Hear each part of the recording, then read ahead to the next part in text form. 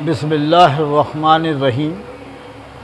बाबा विलायत अली शाह कलंदर, जिनका असल नाम हाफिज़ नूर अहमद अंसारी है, आप हज़रत ख्वाजा ग़ुलाम फ़रीद साहब से बैत थे और आप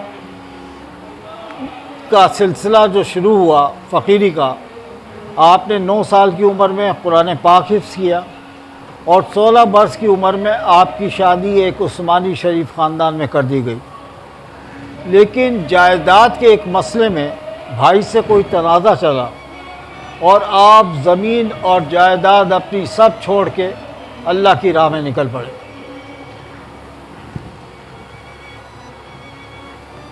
बेआबानों की खाक छानते हुए आखिर आप हज़रत ख्वाजा ग़ुलाम फ़रीद के दर अक़दस में पहुँचे और वहाँ आपने गूंगे और बहरे बन के तकरीबन 10 साल इबादत की और लंगर बांटा।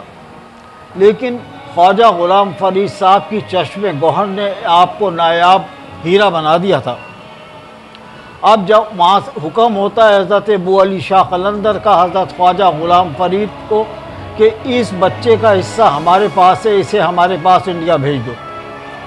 अब ख्वाजा साहब उनके हुक्म को नहीं टाल सकते थे। बाबा साहब जो थे शुरू में जाने में तैयार नहीं थे, इनकार नहीं हो सकता था। आखिर आप एक रात को पानीपत का ना लाए तो बाबा साहब फरमाते हैं कि मैंने अब अबू अली शाह कलंदर को इस तरह देखा कि जिस तरह एक सवार अपनी घोड़े के ऊपर अपनी कब्र पे सवार होता। तो मुझे बताया कि बेटा बात यह है कि 30 साल तक तो तुमने बेआबानों में, दरियाओं में, जंगलों में इबादत करनी है, उसके बाद 12 बरस दरिया जमुना में करनी है।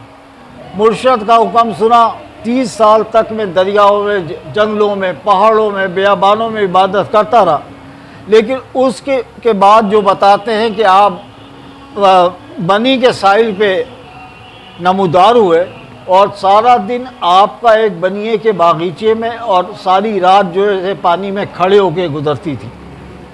मच्छियाँ तमाम गोश्त खा चुकी थी।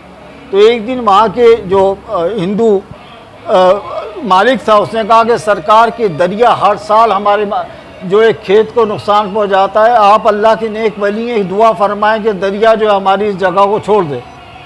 आपने एक ठीकरी पे लिख के दिया और कहा कि आज ये जहाँ चाहता है गाड़ दे, इंशाल्लाह दरिया तुझे नहीं वो करेगा। तो जब आपने गाड़ दिया तो कुछ दिन के बाद दरिया ने भी अपना रास्ता बदल दिया।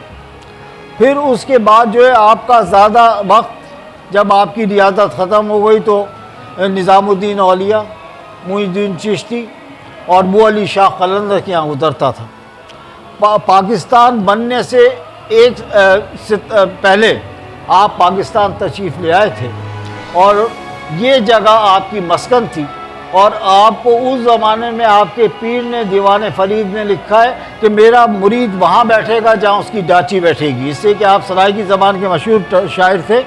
और ये समझें कि आज ये मर्जिया खलाइक़ है। बाबा विलायत अली शाह ज़िंदगी के अंदर गुरबा की मदद करते रहे, इसलिए कि आपको तकरीबन उस ज़माने के अंदर ये समझें आप फरमाया करते थे कि हमें 1 लाख रुपए की दस्ते गैब है हज़रत उस्मान गनी के ख़जाने से, लेकिन हमें मिलता कोई नहीं कि जिसे बांट दी जाए।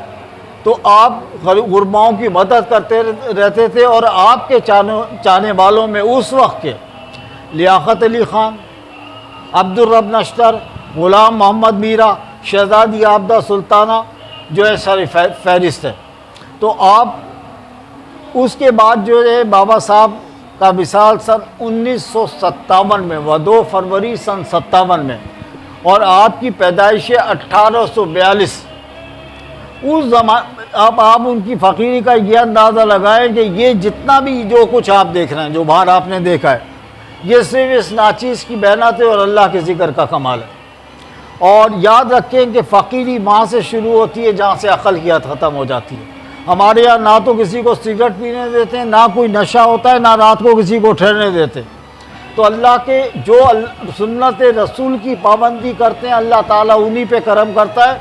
औरतों का अलग इंतज़ाम है, मर्दों का अलग इंतज़ाम है। अल्लाह से दुआ है कि अल्लाह ताला हम सब को इस अपने नक्शे कदम पे चलने की तौफीक अता फरमाए। जुमेरात के बाद बाकायदा ज़िक्र होता है, बयान होता है, जुमे में होता है। और याद रखें कि अल्लाह के बयान के ज़िक्र के बगैर कोई चीज़ भी नहीं। अल्लाह ताला हम सबको अपने याद की तौफीक अता फरमाए, इसलिए कि इस नाचीज़ का नाम बाबा साहब ने ख़ुद अमीर अहमद अंसारी रखा था और ये कहा था कि आने वाला वक्त आएगा कि ये हमारा निज़ाम संभालेगा। फ़कीर की जो ज़बान होती है वो डिक्टेट हो जाती है।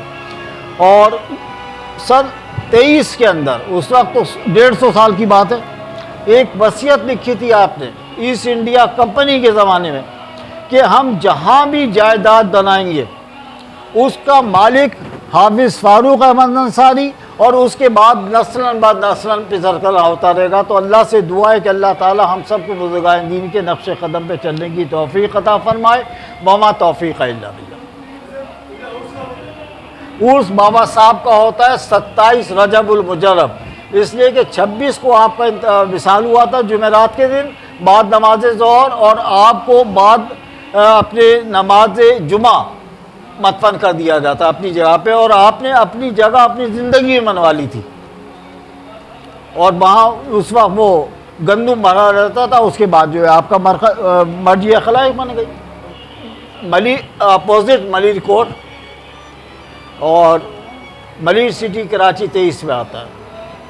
और मेरे साथ मेरे दोनों बच्चे अरसलान अंसारी और ज़िशान अंसारी मुकम्मल साथ देते हैं, हर तरह से ताउन करते हैं, इसलिए कि भाई अब तो अपनी वो ताकत नहीं रही कि कंट्रोल किया जा सके, लेकिन अल्लाह की ज़ात कंट्रोल करती है। लेकिन बच्चे मुकम्मल तौर पे साथ देते हैं।